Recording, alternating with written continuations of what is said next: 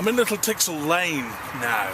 I'm just on the rise at the back of Little Tixall Lane. What you can see in the background there is the back end of Marlborough Close there. And on this side of the lane, the other side of where the blue van is in the lane, if you can see that, that's also where they've planned 122 new homes. Now, I don't know whether you can see, but Little Tixall Lane is literally a little lane at the back end of Great Haywood. No plans to develop that, no plans to make it better, no plans to make it bigger. And 122 homes, potentially delivering another 244 cars up a small lane like this every single day. It's absolutely bonkers. It's absolutely bonkers. Now look, it's complex, it's not straightforward, it's not easy to sit there and say, well, the reason why this happened because this didn't happen and this didn't happen and this didn't happen. But I've sat in the planning meetings, and one of the biggest issues that we have is that the neighbourhood plan for our small community isn't in place. Now, you can only blame the parish council for that. I mean, whether other people have got their neighbourhood plans in place or not means nothing. We knew that we were a key service village. We knew from the word go. Now, whether the Stafford Borough had their plan in place or not was really neither here nor there.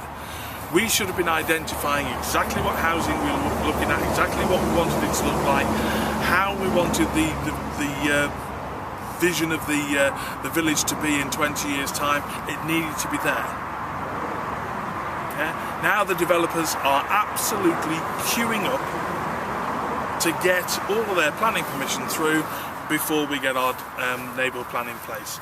With all due respect to the parish council, and it's not everybody on the parish council, but it's not being done. And because it's not in place, you weren't there, I was in those meetings, it's on my blog, you can see very clearly. They are saying, well, the neighbourhood plan's not in place, blah, blah, blah, blah, blah, therefore it doesn't carry any weight, therefore the developers and planners can do what they like. Now, I'm standing for the parish council, and I'm also standing for the borough council.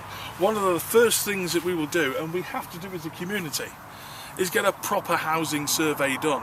And we, all of us, every single one of us, need to fill the bloody thing in and hand it in and say what we think and say what we want. So the only way to do it, by leaving it for everybody to do, it isn't going to be done. So I'm sorry, but I'm going to have to do this. I will come knocking on your door and I will give you a form. I will come the next day and I will take it back off you. It may take a long time to get around every single street and knock on every single door and to get those forms back. But when we've got it, it will be a very powerful document that nobody will be able to turn around and say, well, the people of Haywards and Hixon don't care. Now, in Hixon, they've already done this. Yeah? So we're a bit behind the times on this one.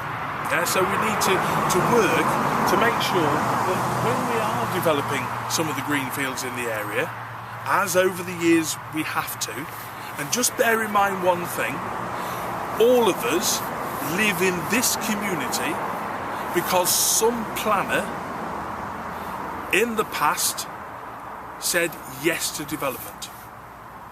Every single one of the houses you see there are there because of that. It's really important to understand.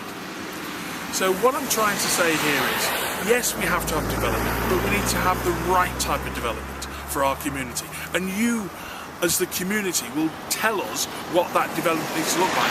Do we need more 4 and 5 bedroom homes? No, I don't think we do. Do we need some smaller, affordable homes so that the older people in the community can downsize into a nice unit, not in a massive great big lump, but a nice unit that we can then place in the community, and the younger people can also use those affordable homes to get onto the housing ladder. It's really important that we work at these things. There's a lot to do, and I'm up for doing it.